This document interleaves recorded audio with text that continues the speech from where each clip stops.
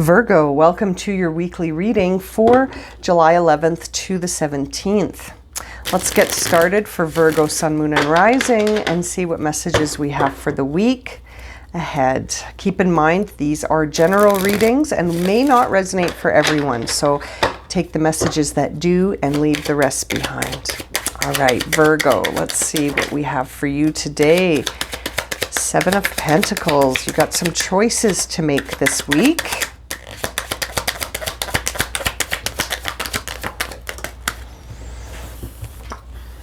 Eight of Wands. So you're definitely being guided towards something. Let's put those back and shuffle again. That was too many cards. Okay, for Virgo.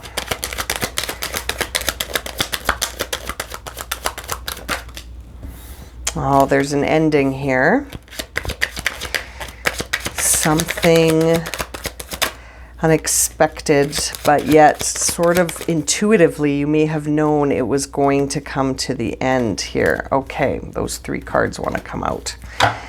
Let's see what's on the bottom of the deck. King of Wands in reverse. We've also got the Queen of Wands here, so that we could be looking for some at a divine counterpart situation here. Let's see. And we also have the King of Pentacles. So this is interesting. Let's have a look here. You know, Virgo, it looks to me like there's a dynamic here in a relationship. We see the Two of Cups in reverse and the Ten of Swords. I kind of feel like that is a signal that there is a relationship coming to an end. Something is sort of not in balance. It's not in alignment. It's not bringing your confidence to the table. It's not thriving. This relationship needs less control and maybe some more space, some breathing room. That King of Wands on the bottom of the deck, it's interesting. It's almost like you're starting to you're wanting to control this outcome. You really want to control this outcome, but all you can really do is choose if you want to stay invested or not. That's it. That's your choice, Virgo. You can choose that much. But the rest of this, you're going to have to trust. You're going to have to trust that if this situation is not, if it's not in balance, if it's not in alignment, if it's ending, then I think all you can do is sort of let that happen. And you can choose your path. You can choose to sort of stay invested in something, even though I can't help but think you're getting the green light to walk away. You're sort of being given this green light to walk away from something that feels like it's just over with that Ten of Swords. And it got you. Like it got you by surprise. This ending came up from nowhere almost, but I almost feel like you intuitively knew. You intuitively knew this was going to end. And perhaps you made the choice early on to sort of go for that ending. You know, for some of you, you may have already sort of felt like something feels funny in a relationship, you know? And in that moment of feeling that funniness, you may have sort of decided to yourself, well, I'm just going to let this end.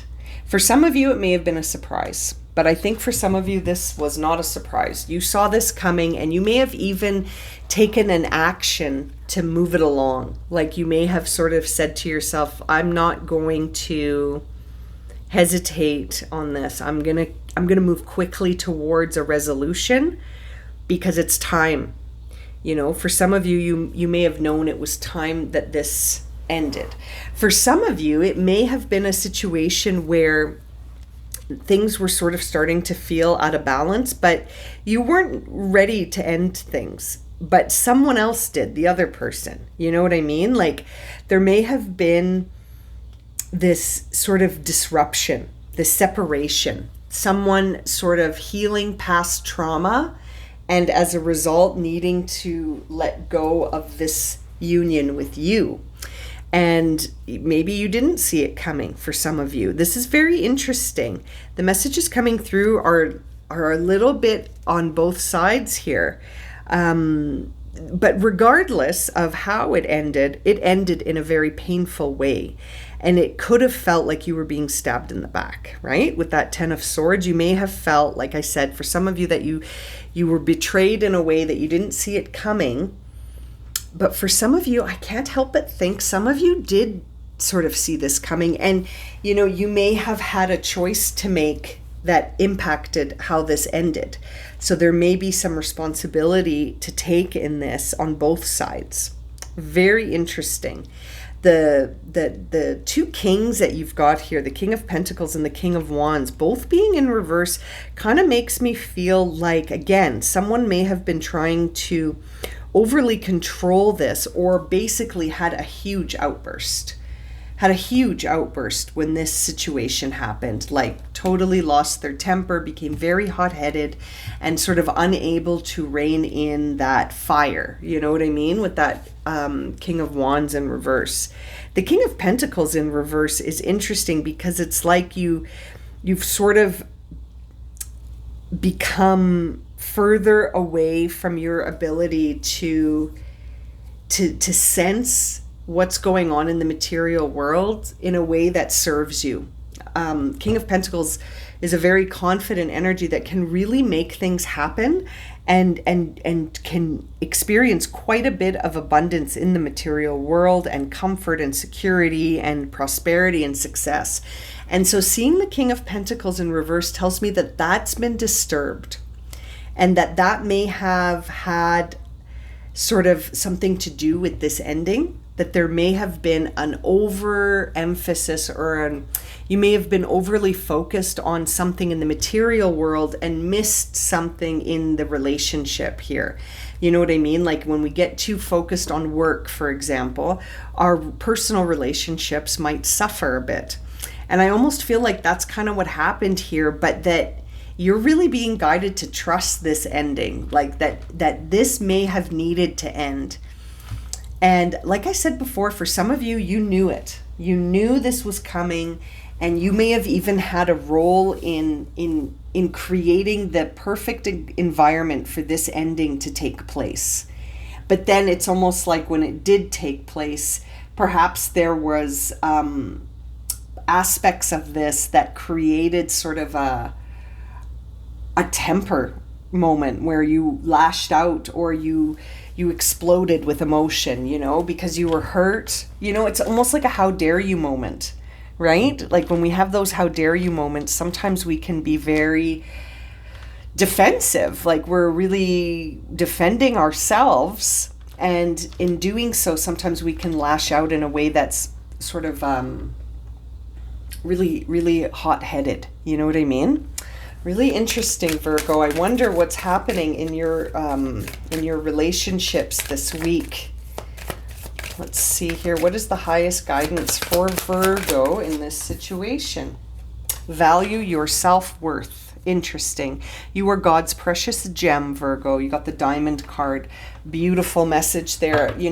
I really think that is some solid guidance for you to think about here, to look at this relationship through the perspective of you valuing your own self-worth. And perhaps that will help heal this. Perhaps that will help you go with the flow when it comes to this. Seeing the Hanged Man there, sort of trusting the timing of this ending instead of feeling angry about it, or instead of feeling hot-headed about it or explosive with your emotions.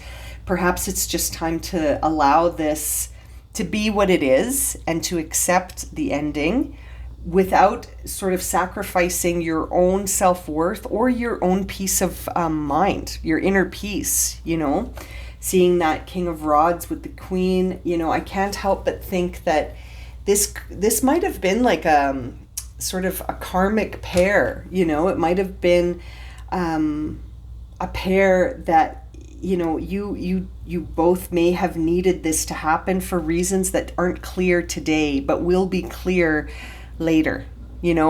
That's very often the case, and sometimes we just have to embrace that mystery. I'm going to leave it at that for you, Virgo. Thank you so much for joining me for this reading today. If it's resonated with you, please consider subscribing, liking, sharing, commenting.